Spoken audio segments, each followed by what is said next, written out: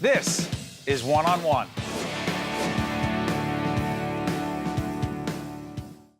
We are pleased to welcome for the first time on our set Paul Van Ostenbridge, President and Chief Executive Officer, Atlantic Stewardship Bank. Good to see you, Paul. Very good to see you, too. Great to be here. You have a fascinating bank with a fascinating culture. Describe it. Yeah, it's unique. The bank is actually 31 years old. We're headquartered in Midland Park, New Jersey.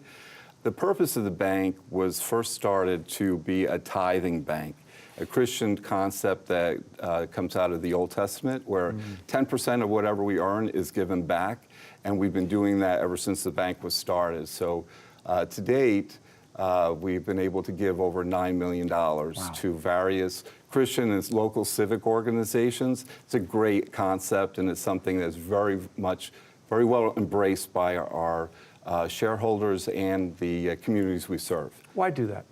Why not? Everything basically. Well, let me ask you, I must have interviewed a dozen plus CEOs of banks, and they do give.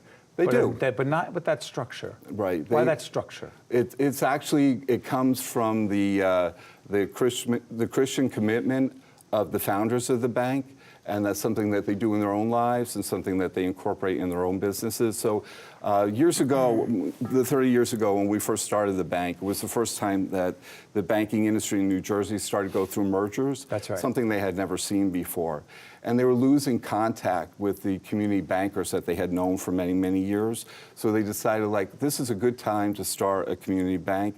And if we're going to do that, let's build the tithing concept right into it. So, you know, and certainly in the beginning, there was a lot of skepticism by my competitors, like, how are you going to be able to manage that and manage your earnings? Explain those economics. Right, exactly. And so, but, you know, when you build it in right from the beginning, it works. And we've just kept that with us all the way through. We've tithed every year for the past 31 years. The kinds of employees that you attract, yes. Are they connected to that Yes, mission? they are. For the most part, they are. Certainly, you don't have to be Christian to bank with it to work for us, but you know it attracts people that are like-minded. So they're very, very strong in their faith and very strong in their commitment to the community. So they various organizations that we support. Many of my folks are on their boards or they're volunteering there on an ongoing basis. So they get to be bankers. That's what they do. That's their profession. But they come in and they join our family, and it's just worked really, really well. You know, it's so interesting. Our chairman of the board of our production company, Walker Reno. Yes, he's a great guy. He is the best guy. When he told us about you, when we were talking about the bank, he's also a branding expert. He is. You know, we talked about the branding of the bank. How do you attempt to position the bank in the marketplace from a branding perspective? Well, thanks to Walter, he came up with a great slogan for us, and it's called Faithful to Our Customers. That's what he said. And it's terrific. It suits us so well, because it fits on various levels, whether it be on a business level or a consumer level. That's what the bank is there for. We're all about experience by Atlantic Stewardship Bank. It's not just a transaction bank, not at all. But I gotta ask you something about devil's advocate. Excuse the pun there. That's fine. When you say, you know, that whole faithful to our customers. Yes. Is there a part of, or are there folks out there that are, I'm going to use the word candidly, turned off by or thrown off by, or they have to understand that faithful part or think that there's proselytizing going on? Right, right. You get what I'm saying? I understand the question.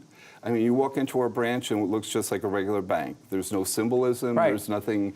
There's not a cross. I looked at your website. I don't see it. No, it's all about one-on-one and relationships, and that's when you start to get it. So as far as turning others off, not really, because what we have is many people come and bank with us, and they don't care what we do with our money, just as long as we're servicing them, understanding their needs, and providing the services. So there's really double entendre there. I mean, you are faithful. We are. Attempting to be faithful to your customers, which is a big deal. Right. But it's also talking about that other side of the equation. Let me ask you. Yes.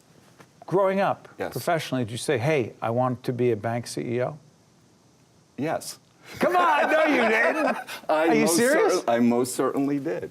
But you didn't say, I want to be a bank CEO of this kind of bank that tithes with, you know, a 10%. Did you have that whole vision? It didn't exist, though. Did you say, I want to create this? No, I did not say that. Did you have an idea, though? I know that from my own my own upbringing. Where? I was born and raised in Hawthorne, New Jersey. Really? In northern part of the state, right? So our bank is in Midland Park. It's just like right next door to that. So when I was approached by these business people that they're going to form this bank, it was just a very natural fit for me to come right on board. You felt so, it? Yeah, I was the president of the bank when the bank was organized, so that was 31 years ago. So it was like 33 years old. So I just kind of left my job, I left my benefits, I left everything with a family. You went all in. And just all in, absolutely. Let me ask you this. What's that? The banking industry Yes. today, the mergers, the regulatory environment, Right. how much does that concern you? Do you think about it, or do you say, hey, we're just going to do what we do? We talked about the branding thing with Walt. We're going to live our mission. We're going to brand ourselves this way, but live this way, and not think a lot about what's going on in the outside world. Well, when you're in the banking industry, as many industries, it's highly regulated. It always has been, right? It's just that there's more of it today. So it's a very natural extension of what we've done before, and so we embrace it. It's difficult. The smaller banks, it's more difficult than it is for the larger banks to be able to attend to all the regulations that are required. But we're doing it, and we're hiring in people that have expertise in that area and help push us forward. So, no, I think that with the industry, what's happening with the market, et cetera, you just need to learn to be flexible and roll with it, is basically what it is. You love this, don't you? I do.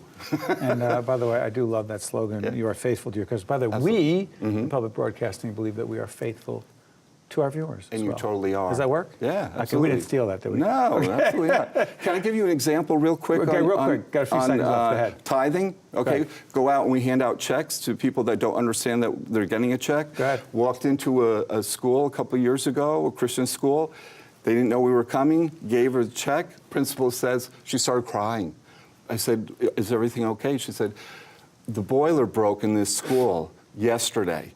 I had to hire a plumber to go ahead and fix that and go out on faith. I did not have the money to pay for the plumber, keep the kids warm. She said, your check pays 100% of what that bill was that I just got. How good does that so feel? It's so fantastic. That's why you got in this. Absolutely. Paul, keep up doing what you're doing. President and CEO of Atlantic Stewardship Bank. We wish you nothing but the best. Thank you. Appreciate Thank it. you so much. Thanks for having Stay me. right there. Okay. Right back right after this.